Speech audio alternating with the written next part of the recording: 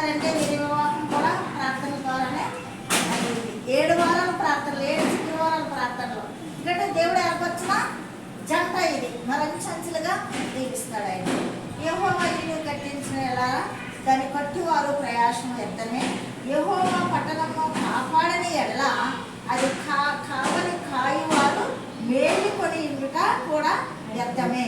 మీరు వేకువనే లేచి చాలా రాత్రి అయిన తరువాత పండుకొలుసు కష్టార్జితమైన ఆహారము తినుసుండుట వ్యర్థమే.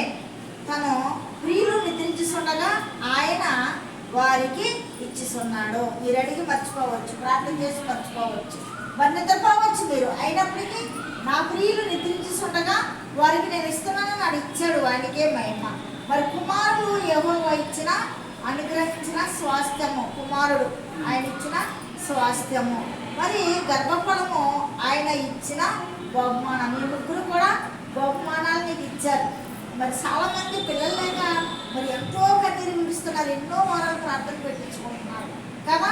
మరి వీరందరూ కూడా నీకు ఇచ్చిన మరి గర్భఫలాలు, బహుమానాలు.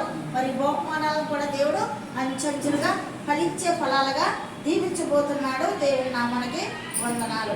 యవ్వన కాలం మంది పుట్టిన బిడ్డలు, కుమారులు బలవంతుని చేతిలో బాణము వంటి వారు. నువ్వు కూడా యవ్వన కాలాన్ని పుట్టావు మీ అమ్మకి. మరి నీ బిడ్డలు కూడా నీకు యవ్వన కాలంలోనే పుట్టారు. వీరు బలవంతుని చేతిలో బాణములుగా నువ్వు బిడ్డలను వాక్యమైన ఉపఫలతో మీరిద్దరూ బిడ్డలను పెంచాల, వారు ఇచ్చిన బహుమానాలు కాబట్టి. మరి బలవంతుని చేతిలో బాణము వంటి వారు, వారితో తన అంబుల పొద నింపుకొనివాడు ధన్యుడు.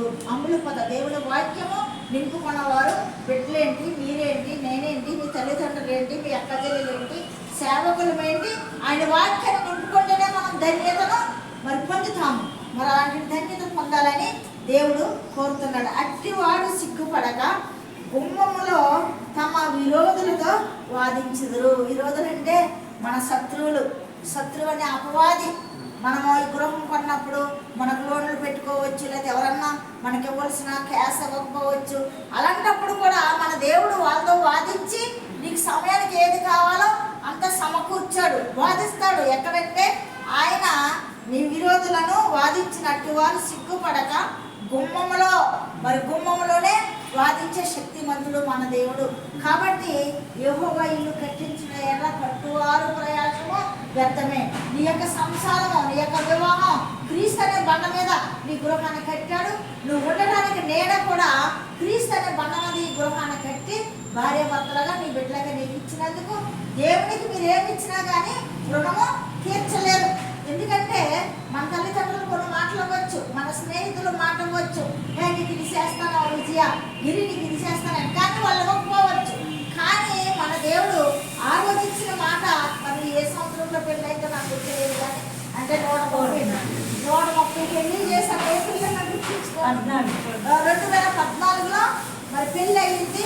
ఆ రోజు నేను సపరేట్ మరి ఇంటికి రెంటకి తీసుకున్నప్పుడు అమ్మోళ్ళ దగ్గర నుంచి అప్పుడు పాడుకొట్టించి ప్రార్థన చేసినప్పుడు 2014లో ఇచ్చిన మాట 2025 నాటికి మే 17వ తారీఖుని దేవుడు నెరవేర్చాడు. దేవుడు నమ్మదగిన వాడు, నీతిమంతుడు.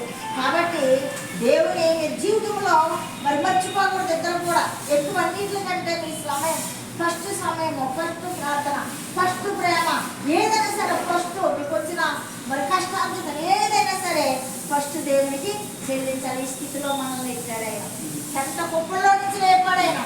మన అరువులు కాదు, యోగ్యత లేని వారు అయినప్పుడు యోగ్యత వాళ్ళ వారిగా మిమ్మల్ని దీవించి మీకు నేను ఇచ్చిన యేసయ్యకి మన స్తోత్రాలు చెల్లిద్దామని.